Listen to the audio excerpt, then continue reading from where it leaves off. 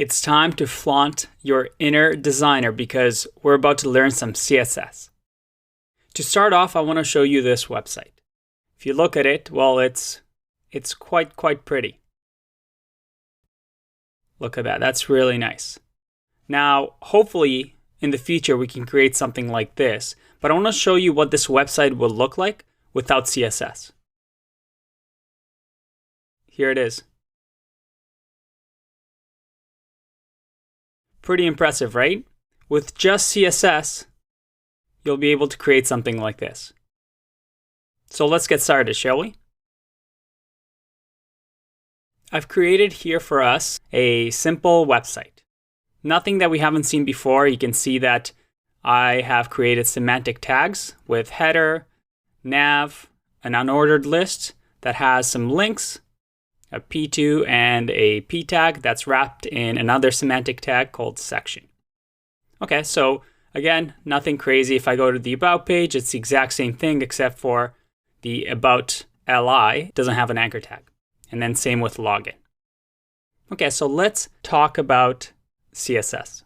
The way that we would add CSS to something like this is, well, we create a CSS file. So let's do that. I'm going to create a new file that I'm going to save. Let's call it style.css. If I save that, you'll see at the bottom over here that Sublime Text now has CSS as the file type. The rules with CSS are very simple.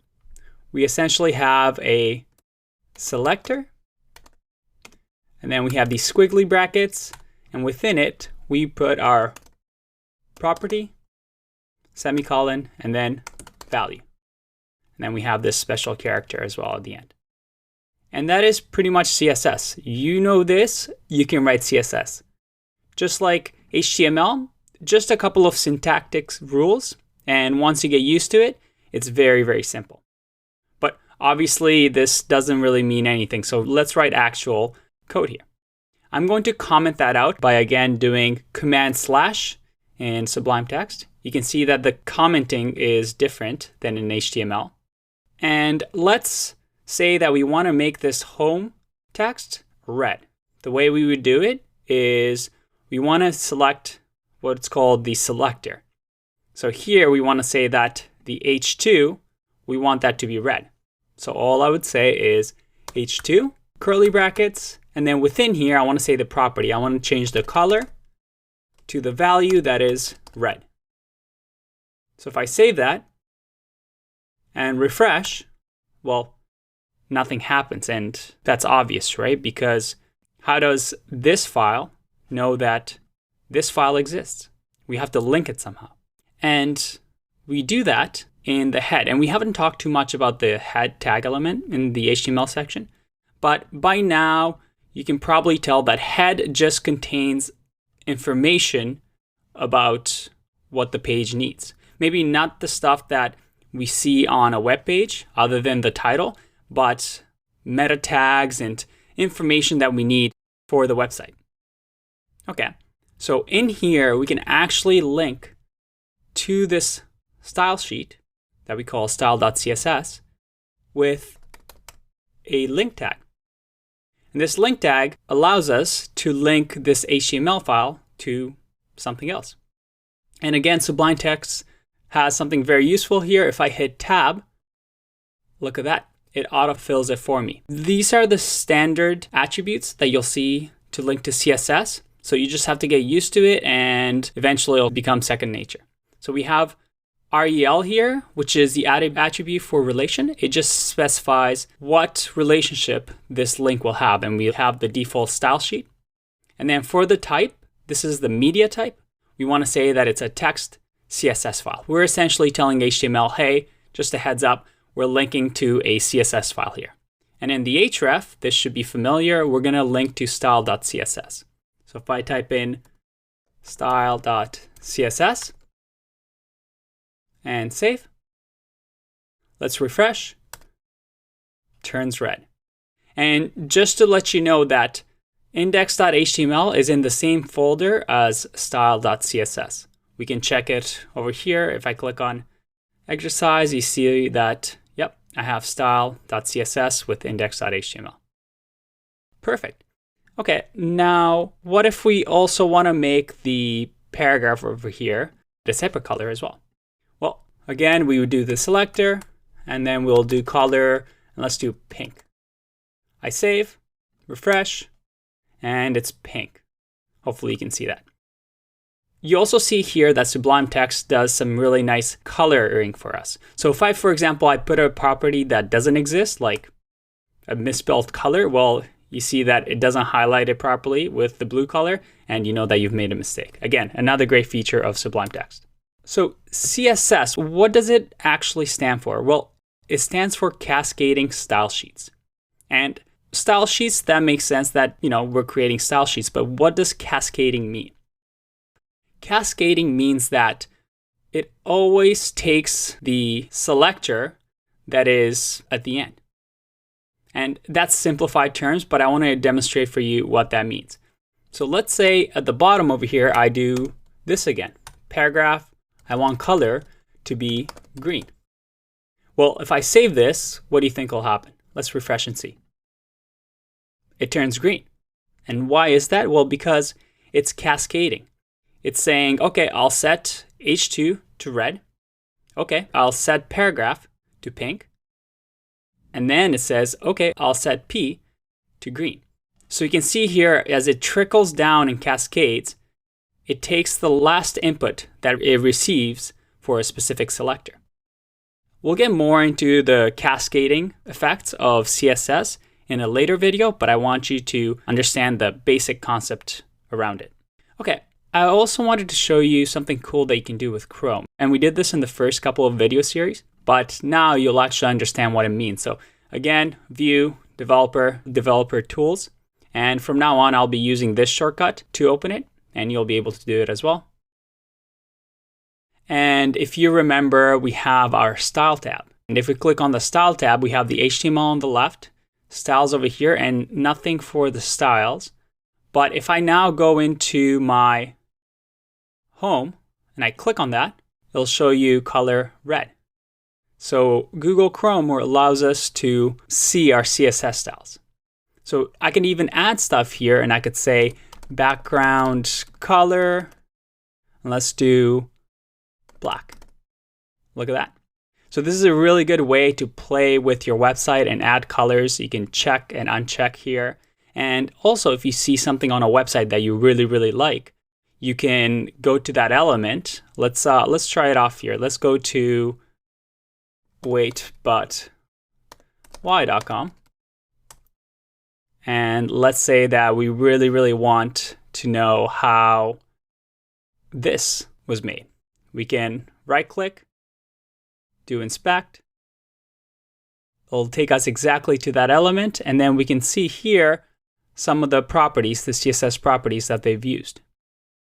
And same here, you can see that the background color is this, and so on and so forth. Okay, let's close that for now.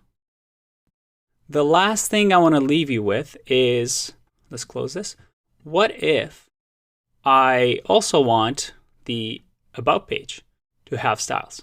And same with the login page. As you can see, there's no style for these ones, but we want the same thing for the About and login page. Well, as you can imagine, we copy the link tag and we go to About, we link it onto here, and then login. We can again link it here. I save both of these files. And now if I refresh and go to About, look at that. We have our styles. And you may be wondering, well, what if I want different styles for maybe for the login? I want this to be blue instead. Well, we can actually create multiple style sheets. So I can say, for example, let's create a new file and we'll call it style2.css. I save that, and this time I'm going to say that I want my H2 to have color blue. I save that. I go into my login HTML, and now I'll make login reference the second style sheet instead of the first one. So now if I refresh, login is referencing our style2 CSS, but all the other ones are still referencing the old one. Okay, I lied. There is one last thing that I want to add, and that is that this is the common way of adding styles. But there's actually two other ways that you won't see as often, especially when you're starting off, but I wanted to show it to you so that you're not surprised. The first way of doing it is something called inline styles. And this was the original way that we incorporated styles into our HTML.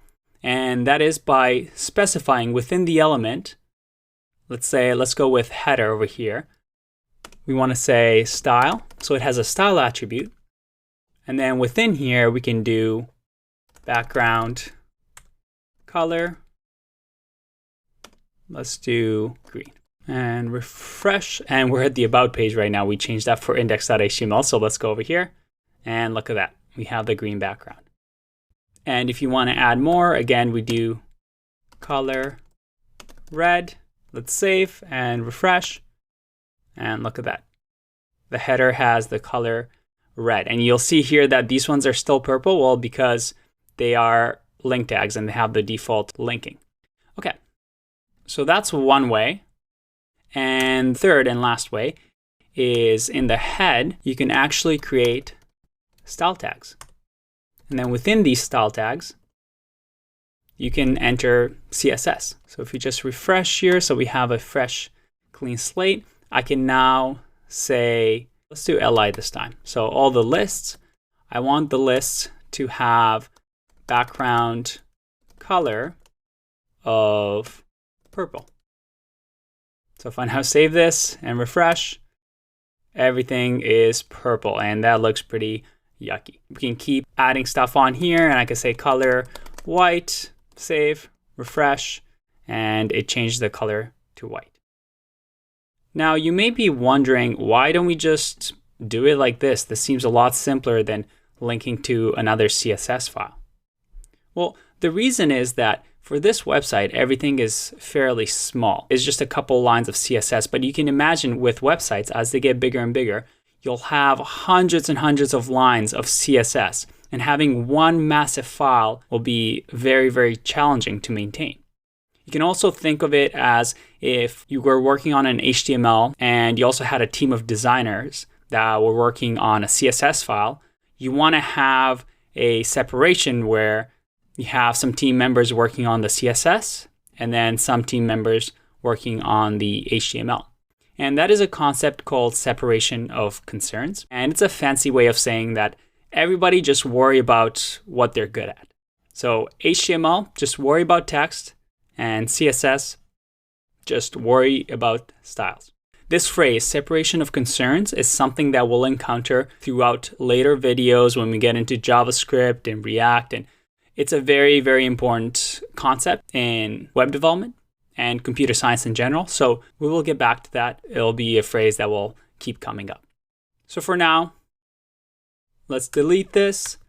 Let's keep things the way that we have it. Let's refresh. And in the next video, I'm going to show you a couple of CSS properties that are more exciting than just color and background.